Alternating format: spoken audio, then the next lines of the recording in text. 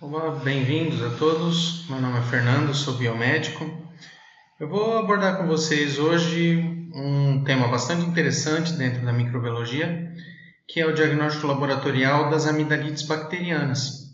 A gente sabe que muitas amidalites elas têm causa bacteriana e são problemas importantes de saúde, tanto em ambiente ambulatorial como hospitalar, e existe uma série de bactérias que podem ser responsáveis por esse quadro.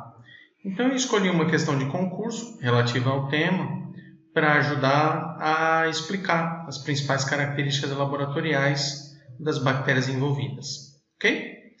Então, vamos lá. Bom, a questão é essa, né? No setor de micro, chega uma secreção de orofaringe para a identificação do micro-organismo causador de uma amidalite de repetição.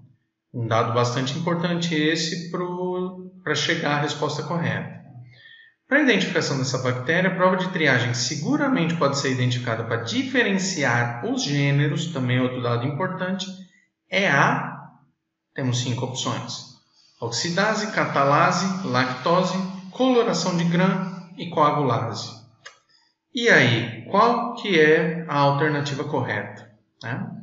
Vamos procurar na literatura, procurar entender qual é a etiologia mais frequente bacteriana das amidalites.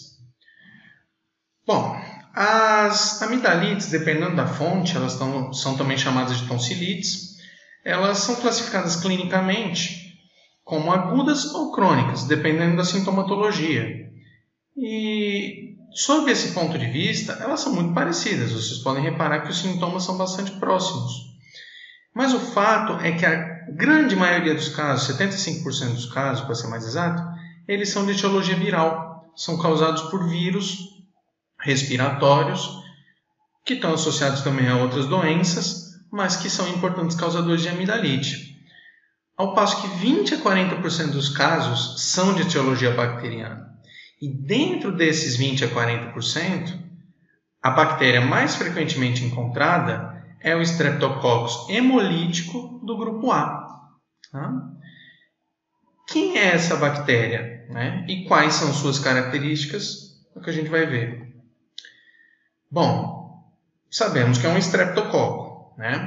Os estreptococcus, esse gênero Streptococcus, ele compreende uma série de espécies diferentes de bactérias. É um grupo muito amplo de bactérias, todos eles membros da família Streptococcaceae, segundo a taxonomia referência de Berger.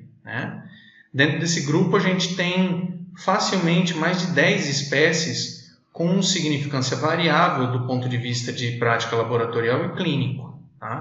Mas pelo menos a gente já sabe que a nossa bactéria está localizada aqui, ela está nesse grupo. E o porquê dessa nomenclatura, Streptococcus hemolítico do grupo A? Essa nomenclatura é por conta do fato dos estreptococcus poderem ser classificados de acordo com 2 critérios: ou por hemólise ou por tipo de carboidrato C. Por hemólise, o critério é o grau de hemólise que essas bactérias causam quando crescem em meio a agar-sangue de carneiro, em que elas podem causar uma hemólise parcial, também chamada de alfa-hemólise, uma hemólise total, também chamada de beta-hemólise, ou uma gama-hemólise, que é quando não ocorre hemólise nenhuma.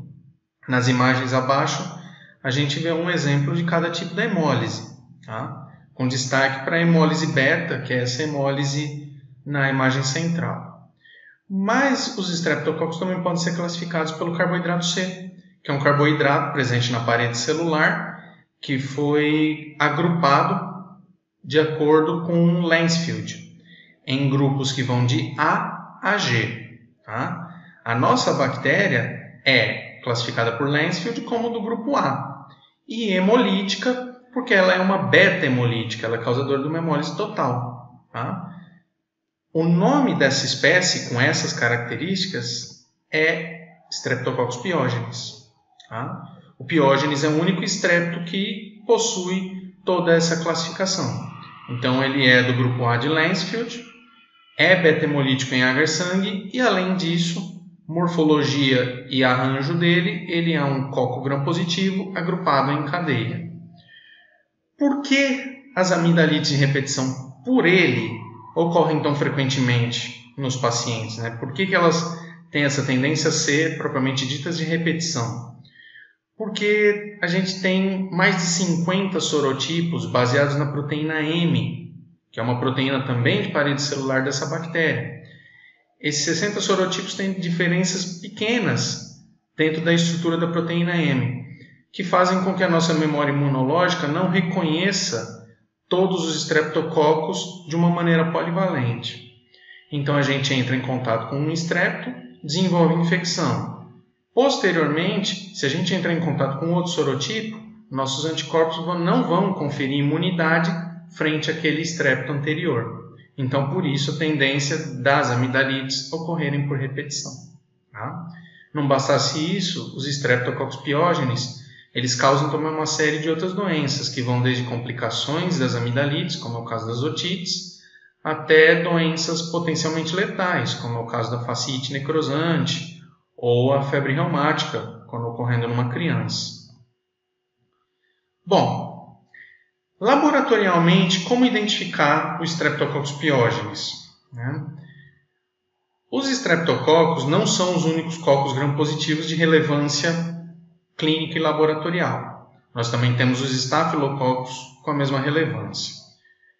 Para a diferenciação entre esses dois grupos, esses dois gêneros, nós temos dois testes de laboratório. Nós temos a coloração de Gram, também chamada de bacterioscopia, e nós temos a catalase. A coloração de Gram ela é muito boa, porque ela nos diz que são cocos gram-positivos e ainda nos dá o arranjo, se a bactéria tem arranjo de cacho, estáfilo, ou cadeia, estrepto. Mas ele não compreende uma prova conclusiva. A gente diz que é uma prova somente presuntiva para a identificação dentro desses dois gêneros. A prova conclusiva mesmo é a prova da catalase. Ela sim é definitiva. Quando positiva, fecha-se o diagnóstico para o gênero estáfilo. E quando negativa, o diagnóstico vai recair entre os estreptococos ou os enterococos. Tá? Por que eu digo que a coloração de Gram ela é só presuntiva para a identificação dos cocos gram-positivos, pelo menos a identificação do gênero? Né? Vejam aqui dois exemplos de microscopias, em cima uns estafilococos e abaixo uns estreptococos. Vejam que numa lâmina muito bem confeccionada, existe pouca dúvida com relação a quem é quem. Mas se você não executou bem dessa maneira, como na foto, o esfregaço, o arranjo das bactérias pode ficar muito sobreposto um sobre o outro. Então você não tem separação adequada de bactérias, elas podem ficar todas amontoadas em cima das outras. O que era um estrepto, uma cadeia, pode ficar tão amontoada que parece um cacho. Então você tem um falso estafilococcus. Além de que também quando você faz esfregaço, você pode quebrar as bactérias, quebrar esse arranjo. E o que era um estáfilo, um cacho, se transforma numa cadeia, num estrepto. Então por isso que a gente diz que ele nunca é conclusivo, ele é sempre presuntivo. Ele te dá uma sugestão de qual é o coco gram-positivo que você tem para identificar. Portanto, voltando à nossa questão original, a coloração de Gram que figurava como uma alternativa, deixa de ser alternativa, porque ela não é uma prova de triagem que seguramente pode ser utilizada para diferenciar gênero. Tá? Vai depender muito da qualidade de quem confeccionar o esfregaço. Já a catalase, nós vimos naquele fluxo anterior que é um teste bastante importante. Né? E é um teste bastante simples. Catalase, a gente pinga uma gotinha de água oxigenada 10 volumes numa lâmina, pega uma alçada de bactéria diretamente do meio de cultura e encosta nessa gotinha de água oxigenada. Se a bactéria produz a enzima catalase, ela quebra a água oxigenada em água e gás oxigênio, na forma de bolhas. Fica com esse padrão que a gente está observando à direita, bolhas efervescentes. Já se a bactéria for catalase negativa, não se formarão bolhas, tal como é apresentado aí na figura da esquerda. Tá? A gente tem que tomar cuidado também com falsos positivos nesse caso, principalmente se você pega a alçada de bactéria e raspa no agar-sangue. O sangue ele também possui catalase e pode dar falsos positivos. Então, na dúvida, raspe superficialmente a colônia de bactéria ou use um outro tipo de alça menos pesada, um pouquinho mais leve, para você poder fazer o teste. Mas ele sim é conclusivo para diferenciar entre estáfilo e Streptococcus. Lá na questão nós temos um outro teste de nome parecido com a catalase, que é o teste de coagulase. A prova de coagulase ela tem um princípio diferente. Essa enzima ela quebra o fibrinogênio em fibrina, e isso acarreta na formação de um coágulo, bem visível a olho nu. Esse teste ele pode ser feito em lâmina, uma plaquinha de aglutinação em látex, que é a coagulase conjugada, ou preferencialmente coagulase livre, que você adiciona plasma de coelho comercial em um tubo, uma alçada da colônia de bactéria, diretamente do meio de cultura, mistura e incuba na estufa a 37 graus por 4 a 6 horas. Após esse período, se formar um coágulo que não se desprende do fundo do tubo, a gente diz que a coagulase é positiva. Tá? E então, isso pode ser usado para identificar estrepto? Não. Não, porque a coagulase ela só é um teste válido para a diferenciação de espécies de estafilococcus. Tá? Então, quando a sua catalase já foi positiva, o primeiro teste que tem que ser feito depois é a coagulase.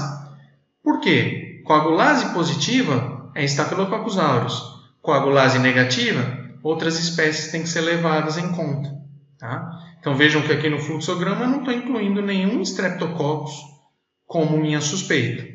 Por esse motivo, lá na nossa questão, também podemos excluir a alternativa E, que é a prova de coagulase. Tá? E os demais testes, prova de lactose e prova de oxidase, também não são testes para identificação de Streptococcus. Os dois testes são usados para a identificação de bacilos gram-negativos. Tá? No caso especificamente da oxidase, é um teste simples. Um disquinho que vem impregnado com um substrato de nome químico bem grandão. A gente raspa uma coloninha de bactéria nesse disquinho e verifica se ele muda de coloração, de branco para rosa, normalmente. Se a bactéria produz a enzima oxidase, que é o que vai ocasionar essa mudança de cor para rosa, isso ocasiona uma reação positiva, que só é feita por bacilos gram-negativos.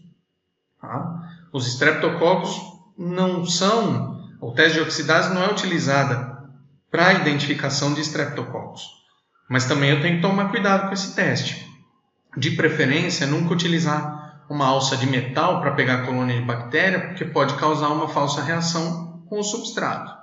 Então, de preferência, eu uso um palitinho de madeira ou uma outra forma de pegar a colônia de bactéria do meio para não ocasionar esses falsos resultados. Tá? Novamente, um dado da literatura. Vejam como a oxidase é utilizada só para bacilos gram-negativos, tanto fermentadores como não fermentadores de glicose. Tá? Não bastasse isso, todas essas bactérias que estão listadas aqui, nesse fluxograma, nenhuma delas é causadora de amidalite. São todas causadoras de infecções gastrointestinais, infecções urinárias, infecções complicadas em pacientes hospitalizados, infecções disseminadas em muitos casos, mas em nenhum caso amidalite, muito menos de repetição. Tá? Então a clínica aqui ajuda a gente a excluir esses bacilos gram-negativos como um causador de amidalite. E a lactose?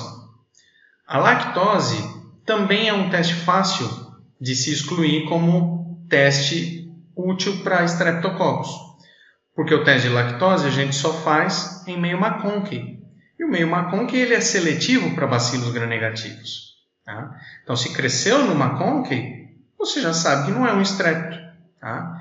E de qualquer forma, o princípio do teste de lactose ele é o seguinte: se a bactéria produz uma das duas enzimas que quebram a lactose do meio, ela vai crescer com uma coloração rosada no meio McConkey. Como é o caso da imagem do meio, uma Escherichia, ou a imagem da direita, um Enterobacter. por mais que os tons de rosa sejam variantes. Tá? Só vai ser considerada lactose negativa quando o tom for marrom, como é o caso da salmonela aqui à esquerda na imagem. Tá? São todos exemplos de bacilos gram-negativos. Então, o teste de lactose seguramente dá para a gente tirar como um teste de identificação útil para os estreptococos. Tá? Portanto, voltando lá para a nossa questão original, nós só temos uma prova que é a mais definitiva para a diferenciação entre gêneros causadores de amidalite, que é a prova de catalase. Tá? Portanto, todas as outras a gente conseguiu excluir com tranquilidade e chegamos na identificação da prova correta, que é a prova de catalase. Essa, sem dúvida nenhuma, você vai identificar que é um estreptococo, sem sombra de dúvida, no seu material de orofaringe. E é isso. Agradeço pela atenção. Tá? Fico muito contente espero que vocês tenham gostado da apresentação. É sempre importante ficar de olho em questões de microbiologia, que está sendo bastante cobrada em concursos públicos na atualidade. E fica o meu contato para eventuais dúvidas, caso queiram tirar dúvidas posteriores. Fica aí o contato, fica à disponibilidade de vocês. Ok? Forte abraço para todos. Até a próxima.